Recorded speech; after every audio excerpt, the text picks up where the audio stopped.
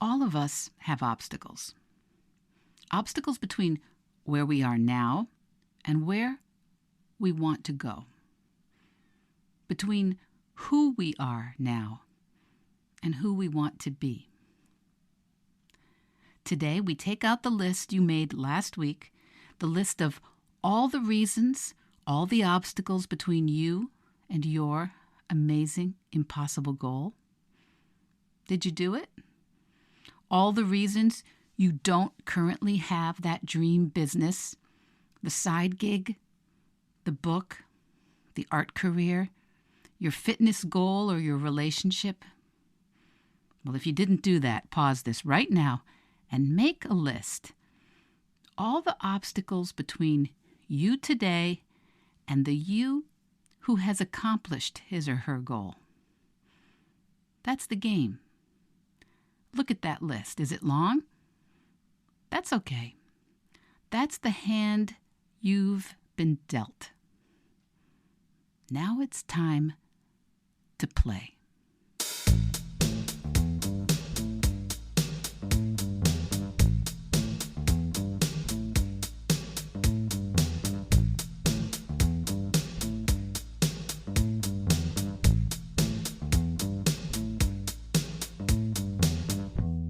You're listening to Vedge Your Best, the plant-based podcast. My name is Michele Olander. I'm a certified life coach, a practicing vegan, and I'm here every single week asking you to eat more plants and set an impossible goal, whatever that is for you. Episode 27, where we talk about the obstacles to your impossible goal.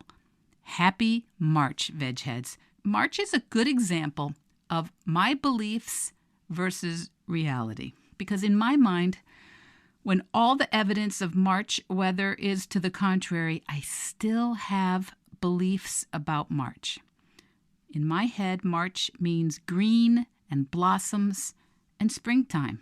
And I believe that March is the beginning of spring, whether or not there are blizzards or ice storms, high winds, or frigid wind chill factors.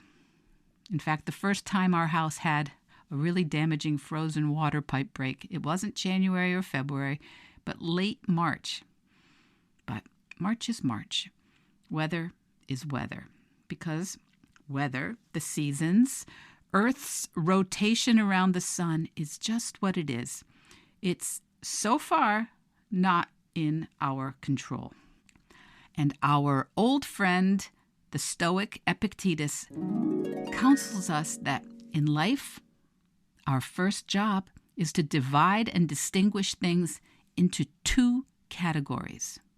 Externals, I cannot control, but the choices I make regarding them, I do control.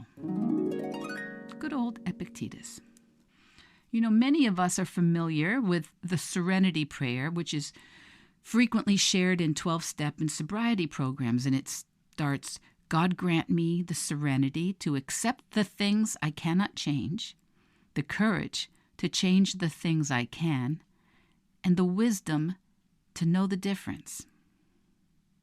And it's good advice, because while people are learning to focus on a life, say without addiction or substance use, the Serenity Prayer encourages them to stay focused on where their power actually does lie. The Stoic phrase, which undergirds the Serenity Prayer, is, what's up to us and what's not up to us. Two choices. The weather, not up to us. Something someone else said or did, not up to us. A law or an industry or a virus or a pipe that freezes and breaks, not up to us. The cards that the dealer just placed in front of you, nope, not up to us. What is up to us? Our judgment, our belief, our ingenuity, our perspective, our emotions, our focus, our determination, our sense of humor, our desire, our mood. These are areas that are in our power. And it's a very good reminder that there are many, many, many things in our control at any given moment. These are the ways we can refocus and stay in our power when we are faced with, externals like weather, social injustice, industrial animal agriculture, national health systems, spouses, economic situations. Because every bit of energy that we focus on these externals that are outside of our control, things we actually cannot change, all that energy is wasted. And it sucks away the energy, the focus, the creativity, and the strength that we do have within us. The power we do have to change things. We all, every single one of us, have obstacles. Obstacles between where we are and where we want to go. So today, take out that list you made last week. All the reasons you don't have what you are dreaming about, what you want to build, your business, your side gig, your book, your art career, your relationship. And if you didn't do that, pause this right now and make that list. That's the game. Look at that list. This is the hand you've been dealt. And like in every other good game, you're either winning or you're learning. Last week, we talked about all the obstacles to your amazing, mind-blowing, impossible goal. Factual ones like, I work 45 hours per week. I have $135 in my checking account. That's a fact. My spouse thinks it's a waste of time. That could be a fact. We have 3 kids under 5. That could be a fact. I have $30,000 in student loan debt, or I promised my mom that I would help her with her business this summer. And then there are those more judgy thoughts we have rattling around in our brain, like, I'm a dilettante. I'm too young. I'm too old. I don't have anyone to help me. I don't have any mentors or guides. I'm too disorganized. I never finish anything. What makes me think I could be successful? And then there are those obstacles you might have about your specific goal or your business plan. Things like, most books never get published. And I don't know where I'd even find clients. You need to have a city to make that happen. Or you need to live in the country to make that happen. I hate sales. No one wants to invest in someone with no business degree. I don't have an agent. What else is coming up for you? This is a bad economy to start a business? Or the real estate market's too hot right now to make any money? Do you have your list? You get the idea? All your obstacles, every single one, in a long, handwritten list. All the reasons you can't have your dream. All the reasons you can't start your plant-based business. You can't film your movie. You can't buy a house. All the reasons you can't publish your article or open a vegan cafe or monetize your YouTube channel. Can't find a vegetarian partner. All the reasons. All the reasons you can't. And have you guessed what's next? You get to answer each of those obstacles. Remember last week? The obstacle is the way. The impediment to action advances the action. What stands in the way becomes the way. Thank you, Marcus Aurelius. Now, most everyone will first look at your list of why you can't do the thing that you really, really, really, really want, and you'll throw the list away, and your lizard brain, your primitive brain, will just heave a sigh of relief. But not you. You're going to keep at it. You're going to do what most people won't do. You are going to decide that the obstacles contain the seed of your success. You just don't know how right now. You don't need to know how right now.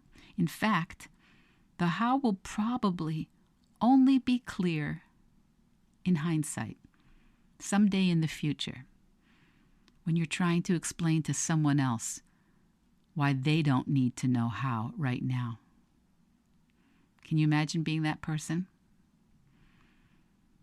The thing that you know in your deepest self that you want to discover, to build, to create, write, produce, initiate, or develop. It sounds counterintuitive, but once you know why you haven't done it yet, the reasons that you think you can't do it now, that is when you can really make some headway. So this episode is going to be a bit more general because to get the most out of this process, you yourself really need to take out your list and your pen and do it yourself.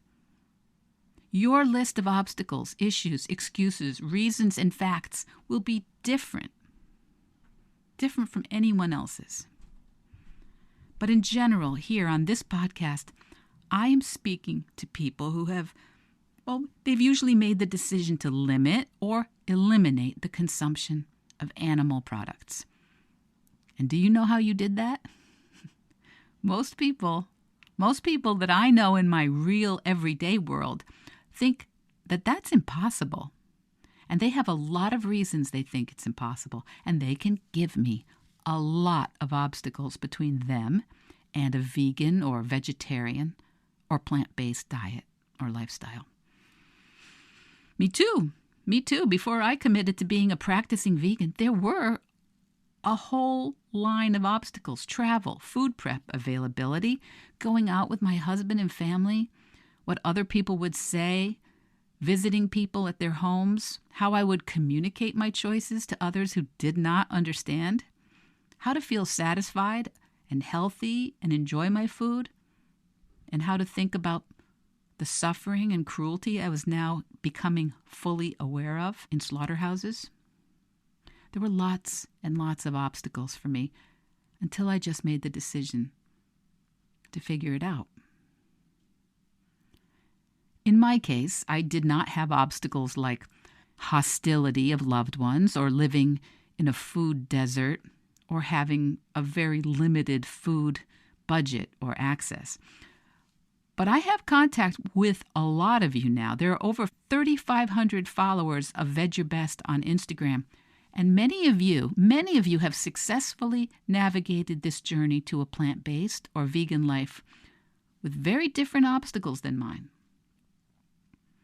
Some of you were initially fueled by concerns about animal ethics and social justice, and others had primary reasons of a sustainable food system and the environmental impact of animal agriculture. Some of you started because of health concerns, but most of you stay committed and focused for all of those reasons. And virtually every single one of you did what you do when you're learning how to do anything. You just started. You just started the best way you could, where you were and with what you had. And you just decided to commit to learning more and doing better along the way. You didn't let the obstacles stop you from starting and doing things the best way that was available at the time. So if your impossible goal is moving towards a vegan or plant-based diet, welcome. Welcome, and let us help you. It's my opinion that any way and anywhere you start is great. And your list of obstacles can just show you where you're ready right now and where you're not. Our first 20 or so episodes of Vedge Your Best were mostly about that process, so feel free to revisit them. And if you're a vegan in your diet, but not your cosmetics and clothing, you're on your way. And if you're vegan at home, but not while traveling, you're on your way. And if you're vegetarian and want to give up eggs and dairy, but you haven't done that yet, you're on your way. The areas that are obstacles right now will show you where you can start to lean in. The obstacles of vegan clothing or vegan choices on the road or substitutions for dairy and eggs. If you want to change, when you want to change, you'll be able to figure it out because you took the time and focus to see where there are still some obstacles. They'll show you the way. Now, if your impossible goal is your side gig or your art, your business, your fitness or your health, your career, your obstacles will be more specific to your situation. The list of obstacles will really help you see where you're on track and where you are already making headway towards your goal and where you're still a bit off or way off. That's okay. It's good to know. Your obstacle list is going to help you see the areas that are pretty close and dialed in, and also the areas which don't have any plan yet. So now, with your specific list, you are going to remember what we talked about last week, right? Fails, not fizzles. The way to move forward is to fail forward. For example, does your impossible goal require that you speak another language, a language you don't know yet? Don't laugh, because I think it's a very good analogy. It's a good goal to envision. Because most of us, when we learn a big new thing, accomplish a big goal, we need to learn new vocabulary, a new way of communicating. To learn a new language, there's literally no way to improve without failing sentence by sentence, syllable by syllable, accent, grammar. It can be done. You can get pretty darn close to fluent, but not if you don't go out there and fail at it often. Where is that an analogy for your goal, my friend? Where do you need to get comfortable with being, a little bit awful at something new? Technology, I hear that a lot. A lot of things these days require some new technological skill or equipment or practice.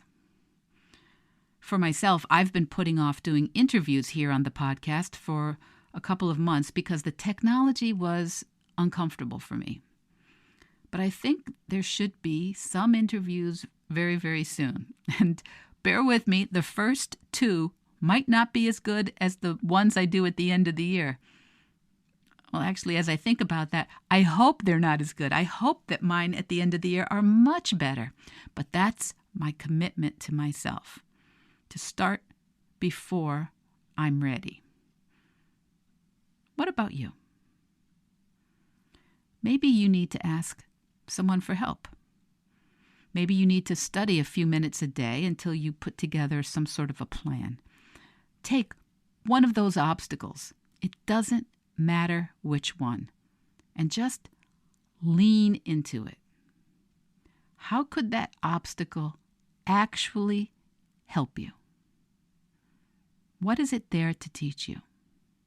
Do you need to practice putting time on the calendar to write or take photos? Do you need to commit to uploading a video to YouTube every week? Do you need to practice telling people what your goal is, unapologetically?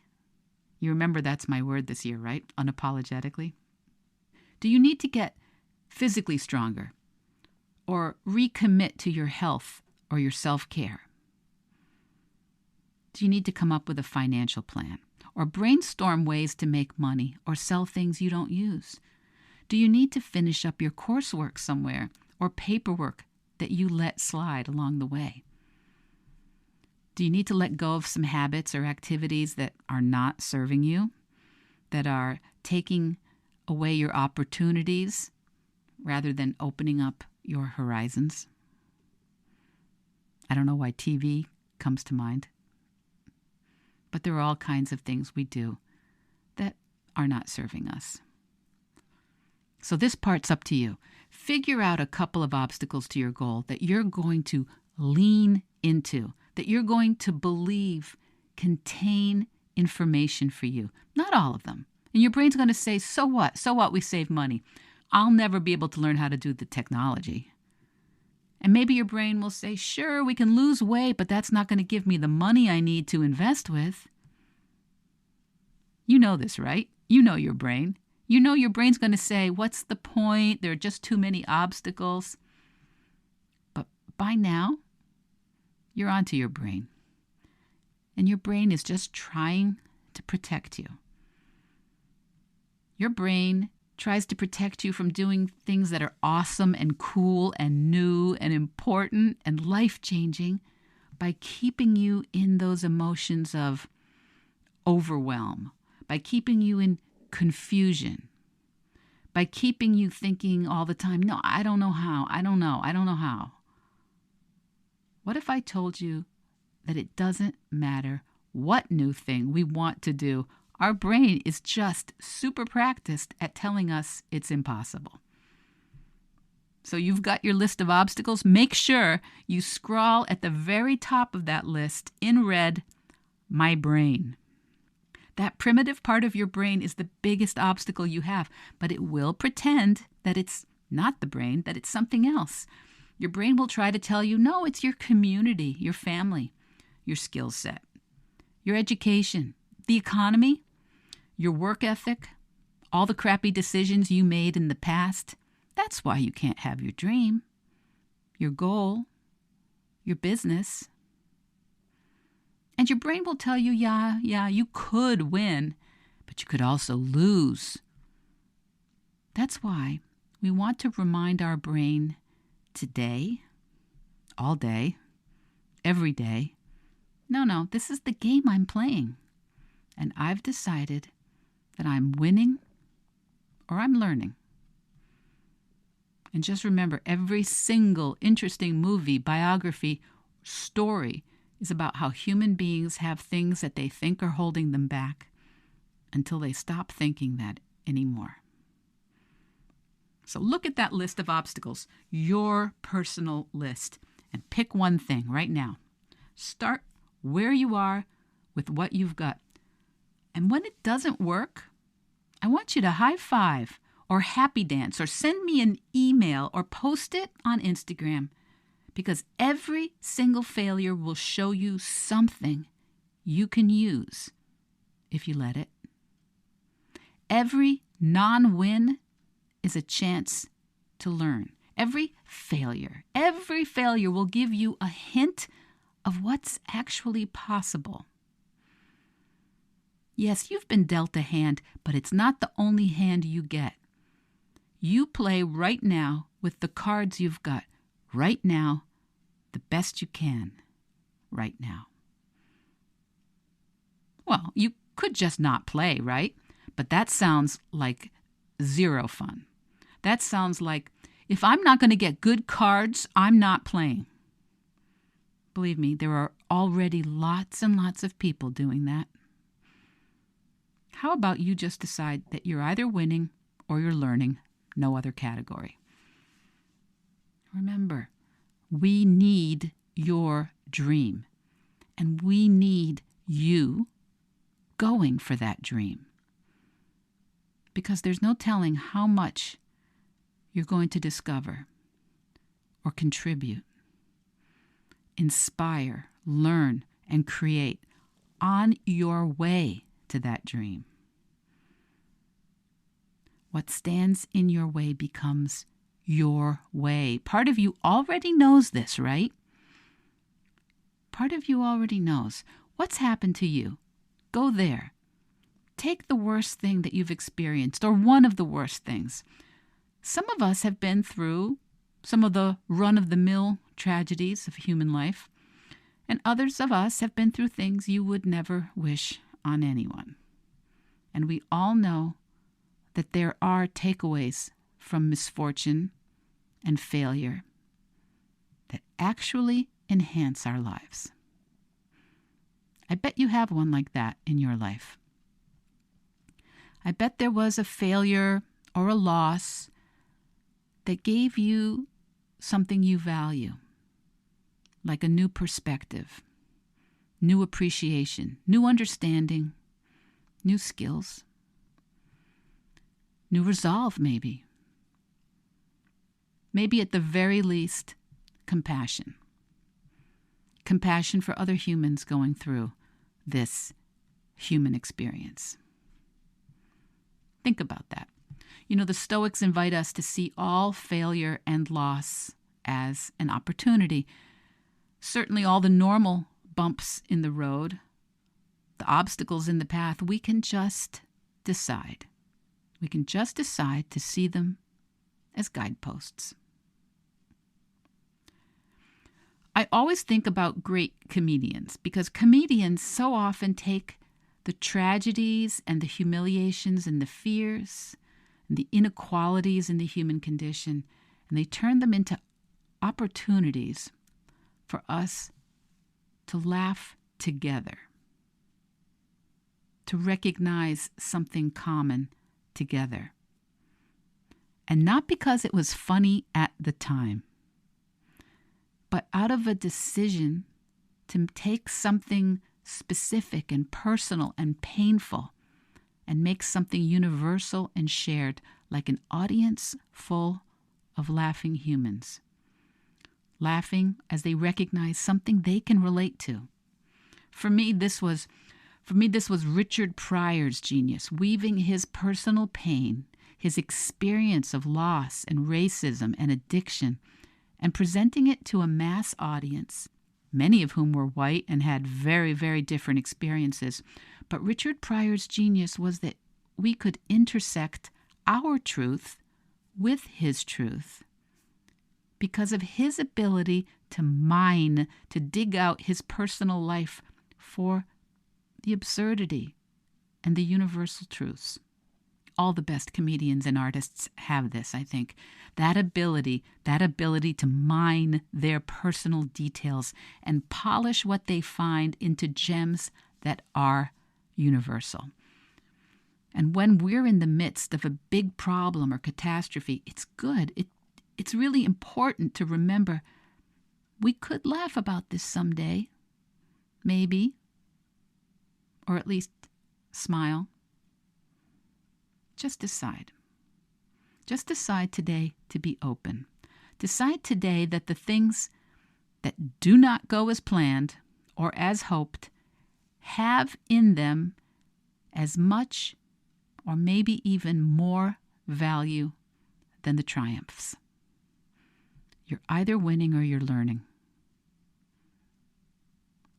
If you haven't downloaded the PDF, Your Next 8 Weeks, which is available through the links in the show notes, I think it's a great way of helping you get some of your thoughts straight as you plan your impossible goal. And if you're part of our plant-based and vegan community or moving in that direction and you're ready to work with me on your impossible goal, email me or book yourself right into my calendar. It's possible through the links. Coaching is the best way I know of amplifying, of magnifying results. We can strategize your plan in a way that has you using your mind, your thoughts for you, rather than against you. You might see a lot of obstacles right now on your list, but the path truly becomes so much clearer once you start. You don't need to know exactly how right now. I would even suggest that you haven't quite earned the right to see exactly how it's going to work. Not if you haven't started letting those obstacles show you the way. It's time to accept the obstacles you can't change and change the ones you can. Email me. Message me on Instagram. We have over 3,500 followers on Instagram, and that is one very supportive and creative vegan and plant-based community over there on Instagram. And if the podcast has made you think or inspired you or helped you in any way, consider sharing it with someone else. And if you would like to help underwrite what we do here, there is a Buy Me a Coffee link in the show notes.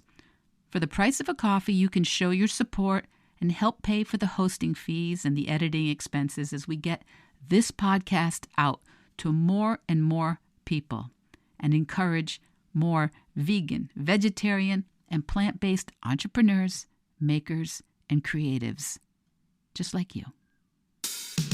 Vedge Your Best podcast production, music, and editing by Charlie Weinshank. Thanks, Charlie. Before you go, it would mean so much to me and the Vedge Your Best team if you would hit subscribe, leave us a 5-star review, or share with someone you think might be interested. Something about algorithms, it helps bump us up a little in the rankings, and that's the best way to help others find the podcast and for us to find our audience. So, until next week, make it easy and veg your best.